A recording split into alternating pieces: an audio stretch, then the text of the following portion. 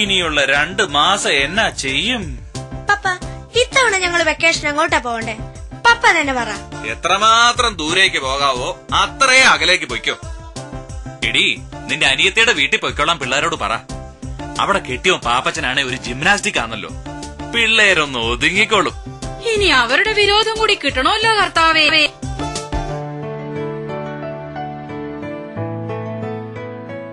അല്ല, ഇതാര്? ബോവനും മൊളിയുമോ? പപ്പായും അമ്മച്ചിയൊന്നും വന്നില്ലയോടാ? പിന്നെന്താ പതിവില്ലാതെ രണ്ടുപേരും കൂടി ഇറങ്ങി തിരിച്ചത്?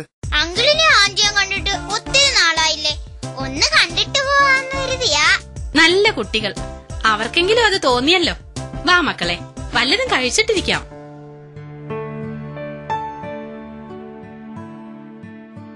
എടിയേ, ഞാനൊന്ന് വാങ്ങാൻ പോവാ.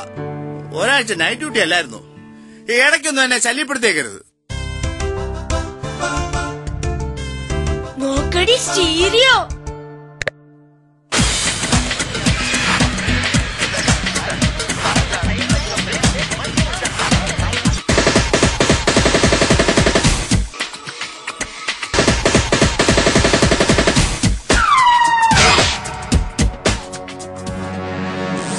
കുട്ടികൾ ഇങ്ങനെയൊന്നും ഇരുന്നാ പറ്റിയല്ല. ശരീരത്തിന് വ്യായാമം കിട്ടുന്ന എന്തെങ്കിലുമൊക്കെ ചെയ്യണ്ടായോ? പോയി കളിക്ക്. എന്നാ കളിക്കാനാ? ഐഡിയ, ഈ ഇരുമുണ്ട എടുത്ത് നമുക്ക് ഷോട്ട് പുട്ട് എറിഞ്ഞ് കളിക്കാം.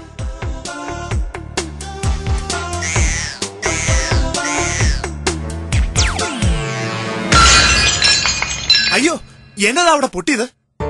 കർത്താവേ, ലോൺ എടുത്ത് ചെയ്യിച്ച മൊസൈക്ക. ഒന്ന് കണ്ടു കൊതി തീർന്നില്ല. അല്ലേലും ഇപ്പോഴത്തെ മൊസൈക്കിനൊന്നും ഒരു ഗുണനിലവാരവും ഇല്ലാത്തതാ. പുറത്ത് മഴയാ, നിങ്ങള് തട്ടുംപുറത്ത് പോയി കളിച്ചു. അത് നോക്ക, വ്യായാമത്തിന് നല്ലതാ. നമുക്ക് അതെടുത്ത് പൊക്കാം. ശല്യം ഒഴിഞ്ഞു. ഇനിയൊന്ന് സ്വസ്ഥമായിട്ട് ഉറങ്ങാം.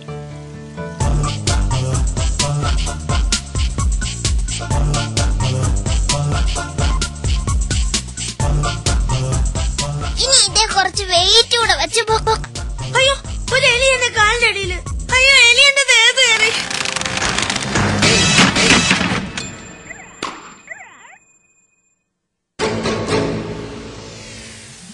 ഇനി മക്കള് ഞങ്ങളെ കാണാൻ കൊതിയാകുവാണെങ്കിൽ ചാടിക്കേറി വരികയൊന്നും വേണ്ട കേട്ടോ. ഈ ആൽബം വെച്ചു, ഇത് ഞങ്ങളുടെയൊക്കെ പടമുണ്ട്.